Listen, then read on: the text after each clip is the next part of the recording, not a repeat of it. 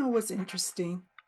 The older and the wiser we get, the more we realize that self doubt doesn't actually disappear. It just gets better at disguising itself. It starts to sound like logic, like maybe I'm not ready yet, or somebody else could probably do it better, or that quiet thought that says, don't get ahead of yourself. But what if I told you self doubt isn't a flaw, but a habit? A familiar mental pattern that your mind learned to follow back when it didn't know confidence was even an option.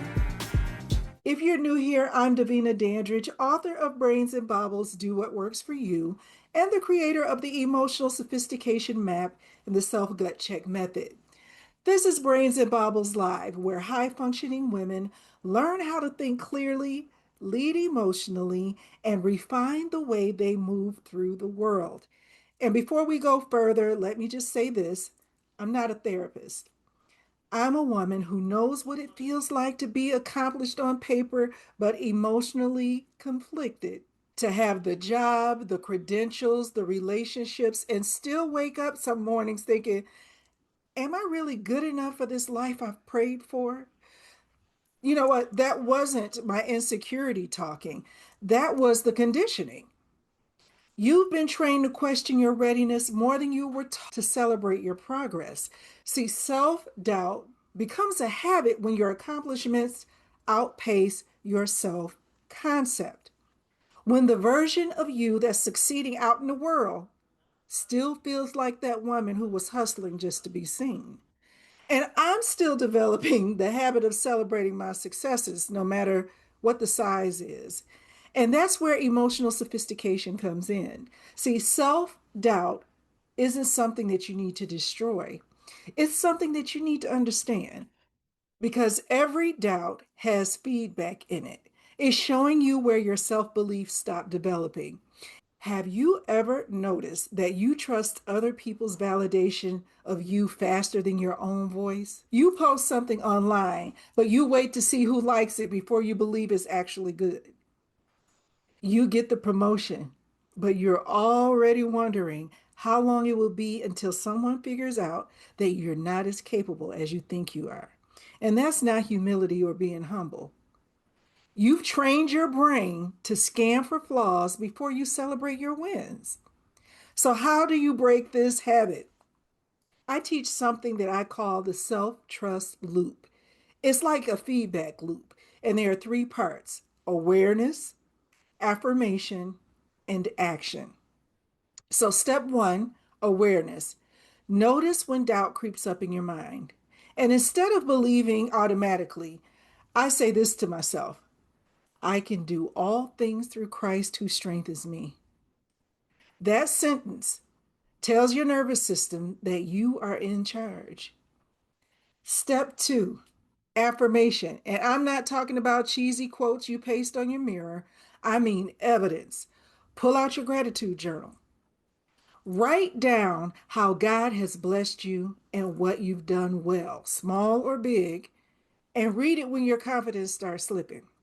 That's the reinforcement you need. Step three, action. You can't outthink self doubt. You have to outbehave it.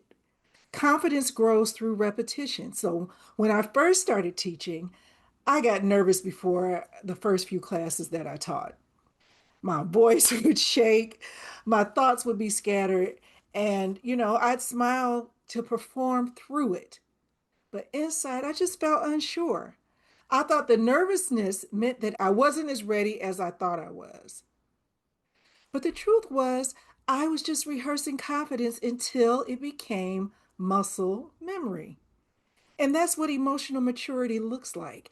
It's not eliminating fear completely, it's retraining how you respond to it.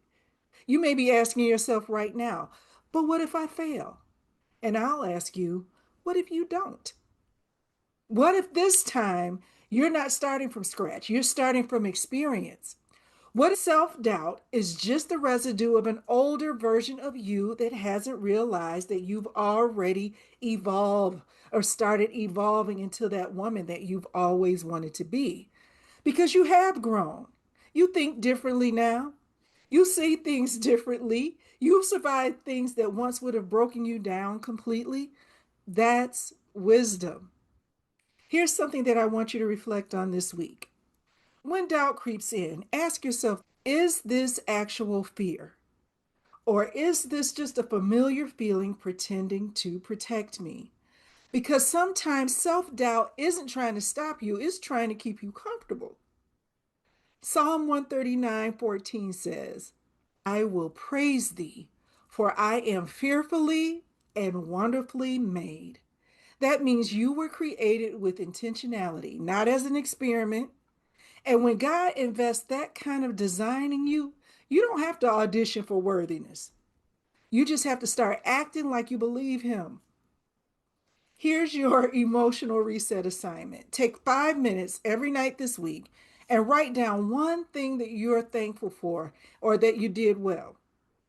It doesn't have to be some grand or impressive thing. Maybe you handled a situation or a conversation calmly. Maybe you didn't second guess your idea before sharing it.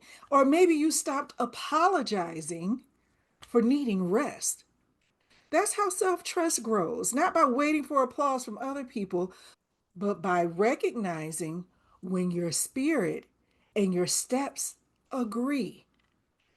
And one last thing, stop calling it imposter syndrome when it's really just evidence of growth. You're not an imposter, first of all. You're just now in the rooms that match your growth, not the old self image of yourself. So there is work because you're always wanting to progress. So if you're ready to understand how your emotions are wired, take the emotional sophistication map at davinadandridge.com. It'll show you exactly where your emotional patterns keep you looping in doubt. And then learn how to apply the self gut check method. It separates fear from truth. So your next decisions come from strategy and not from insecurity. And if you haven't already, read Brains and Baubles, Do What Works for You. It's not a motivational book. It's an emotional sophistication guide for women who are ready to stop questioning their value and start curating their legacy. Because confidence doesn't start with people believing you. It starts when you finally believe what God already said about you.